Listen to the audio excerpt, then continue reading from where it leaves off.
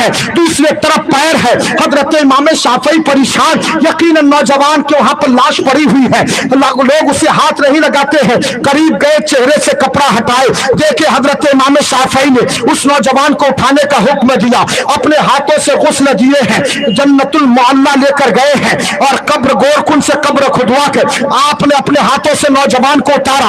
आंख बहती चली जा रही है, दिल बैठता चला जा रहा है। हजरत इमाम शाफई कपकपाते हाथों से उस नौजवान की लाश को कब्र में उतारते हैं। जब तक मिट्टी नहीं डाले थे तब तक पढ़ते जा रहे हैं, आंखों से आंसू भी बहता चला जा रहा है, आंखों से रो भी रहे हैं। अब हजरत इमाम शाफई ने चंद दिन के बाद वहां से आ जाते हैं, फिर एक अरसा के बाद दोबारा हज के लिए तशरीफ ले गए। अचानक हजरत इमाम शाफई के पास चंद लोग आते हैं, आने के बाद कहने लगे, हुजूर अच्छा हुआ कि आप हमें यहाँ मिल गए। कहा बात क्या है? कहा सरकार, जन्नतुल मुअल्ला में कब्र खोदी जा रही है, मगर जिस कब्र को खोदते हैं उसके बगल से दूसरी कब्र जाहिर हो जाती है। हम लोग उस कब्र को बंद करते हैं, फिर दूसरी जगह खोदते हैं, फिर दूसरी कब्र नजर आ जाती है, तीसरी कब्र खोदते हैं, फिर चौथी कब्र नजर आ जाती है। सरकार हम करें तो करें क्या? ये मसला बताइए, अब क्या किया जाए? हजरत इमाम शाफई फरमाते, फिक्र मत करो, लिहाजा चलो चलते हैं, मैं जरा देखूं कि क्या मंजर है, क्या मामलात है।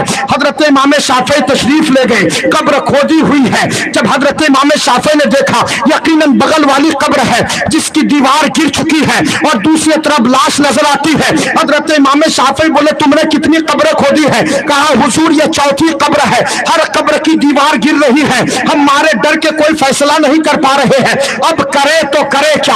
हजरत इमाम शाफई ने कहा ठीक है, मैं जरा कब्र में उतर के तो देखो कि आखिर कब्र टूटने की वजह क्या है। हजरत इमाम शाफई है, कब्र में उतरते हैं, झांक कर देखते हैं तो कुरान की तिलावत की आवाज आ रही है, कुरान सुनने की आवाज आ रही है, कुरान पढ़ने की आवाज आ रही है। हजरत इमाम शाफई ने और झांका तो क्या देखे, वही नौजवान जो चंद साल पहले अपने हाथों से कब्र में उतारे थे, अपने हाथों से गुस्ल दिए थे, अपने हाथों से कफन पहनाए थे, वही नौजवान कुरान पढ़ रहा है और मुस्कुराता जा रहा है, मुस्कुरा रहा है। हजरत इमाम शाफई को देख रहा है और कहता, हुजूर क्यों इतने फिक्र कर रहे हैं? आपने मताब में मेरी दुआ नहीं सुनी थी, मैं खुदा से कहता था, मौला जब तक दुनिया में रहो कुरान पढ़ता रहूंगा, जब कब्र में जाओ तो भी कुरान पढ़ना चाहता हूं। जब से इंतकाल किया हूं आज तक कुरान पढ़ता चला जा रहा हूं। मैं कब्र में सो रहा था, फरिश्ते मेरी ज़ियारत के लिए आते हैं, जन्नत के दरवाजे खुले हुए हैं।